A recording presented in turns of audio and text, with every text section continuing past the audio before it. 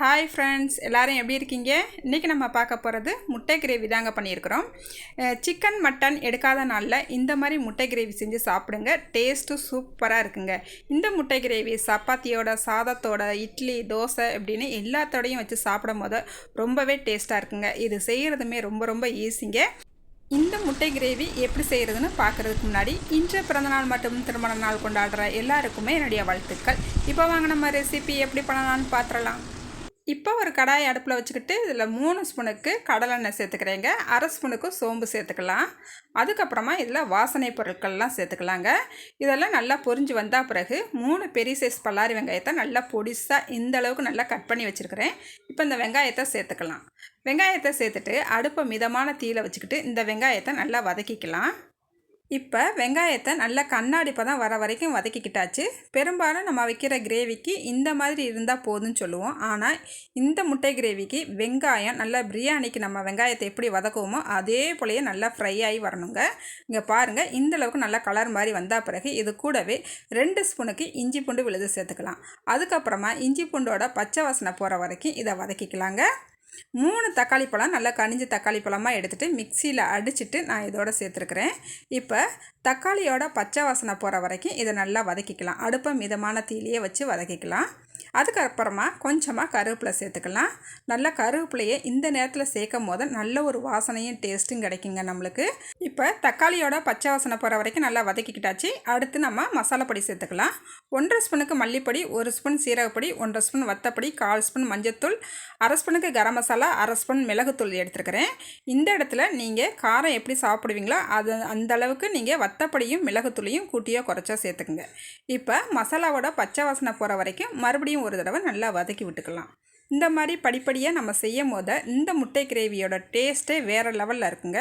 இப்போ நல்லா வதக்கி விட்டுக்கிட்டாச்சு. இப்போ ஒரு 200 ml தண்ணி சேர்த்துருக்கிறேன். தண்ணி சேர்த்துட்டு நல்லா ஒரு தடவை கலந்து விட்டுக்கலாம். இப்போ நம்ம இந்த கிரேவிக்கு தேவையான அளவு உப்பு சேர்த்துக்கலாம். உப்பு சேர்த்துட்டு நல்லா கலந்து விட்டுட்டு அதுக்கப்புறம் நல்லா கொதி வர ஆரம்பிச்சிருச்சு. இந்த நேரத்தில் நான் இன்னும் கொஞ்சம் தண்ணி சேர்த்துக்கிறேன். இன்னும் ஒரு 100 ml தண்ணி சேர்த்துருக்கிறேன். மொத்தம் 300 ml தண்ணி சேர்த்துருக்கிறேன். பாருங்கள், நம்ம தண்ணி சேர்த்தா பிறகு நல்லா மறுபடியும் கொதிக்க ஆரம்பிச்சிருச்சு. இந்த நேரத்தில் உப்பெல்லாம் கரெக்டாக இருக்கான்னு ஒரு தடவை செக் பண்ணிக்கோங்க. இப்போ இதை மூடி வச்சு ஒரு 8 நிமிஷத்துக்கு நல்லா கொதிக்க விட்டுறலாம். அதுக்கப்புறம் பார்க்கலாம். பாருங்கள், ஒரு 8 நிமிஷம் ஆயிடுச்சுது. நல்லா எண்ணெயெல்லாம் பிரிஞ்சு சூப்பராக வந்துருச்சுங்க. இந்த அளவுக்கு வந்தால் போதும். இப்போ நல்லா ஒரு தடவை கலந்து விட்டுக்கலாம். அப்படியே வாசனையே கமன்னு வருதுங்க. இந்த கிரேவி செய்கிறது ரொம்ப ஈஸிங்க. சிக்கன் மட்டன் எடுக்காத நாளில் இந்த மாதிரி கிரேவி செஞ்சு சாப்பிடுங்க. ரொம்பவே சூப்பராக இருக்கும்.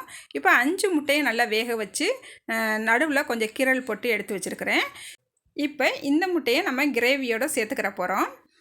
இந்த மாதிரி அவிச்சிட்டு கீரல் போட்டுட்டு சேர்த்துக்கலாம். இல்லை ஒரு கடாயில் 1 ஸ்பூன் எண்ணெய் விட்டுட்டு ஒரு 1/2 ஸ்பூனுக்கு வத்தப்பொடி, 1/4 ஸ்பூன் மஞ்சத்தூள் சேர்த்துட்டு இந்த முட்டைகளை அதில் சேர்த்து நல்லா ஒரு தடவை ஃப்ரை பண்ணி எடுத்துட்டு அதுக்கப்புறமாவும் இந்த மாதிரி கிரேவியில் சேர்த்துக்கலாம். நம்ம இந்த மாதிரி சேர்க்கும் போது கூட கீறிட்டு தான் நம்ம சேர்த்துருக்குறோம். நல்லா மசாலா இந்த முட்டையில் நல்லா இறங்கி சாப்பிட்றதுக்கு ரொம்பவே டேஸ்ட்டாக இருக்குங்க. இப்போ நல்லா ஒரு தடவை கலந்து விட்டுட்டு மறுபடியுமே இந்த கிரேவியை ஒரு 2-3 நிமிஷத்துக்கு மூடி வச்சு இதை வேக விட்டுறலாம். பாருங்கள், ஒரு 3 நிமிஷம் ஆயிடுச்சுது. நல்லா எண்ணெயெல்லாம் சூப்பராக பிரிஞ்சு வந்துருச்சு.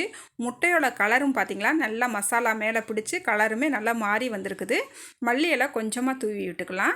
அதுக்கப்புறமா நல்லா ஒரு தடவை கலந்து விடுங்க. உங்களுக்கு இந்த கிரேவி பதம் போதுன்னா நீங்கள் இப்போயே அடுப்பை ஆஃப் பண்ணிக்கலாம். நான் இன்னும் கொஞ்சம் நேரம் அடுப்பில் வச்சுட்டு பாருங்கள், இந்த அளவுக்கு வந்தால் பிறகு தான் நான் எடுத்துக்கிற போகிறேன்.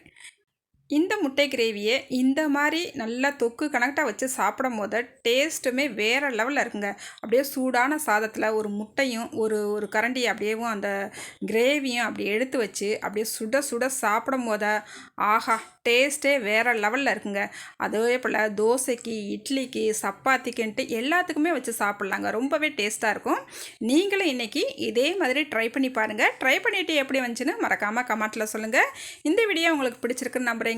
அடுத்த ஒரு வீடியோவில் பார்க்கலாங்க. பாய்.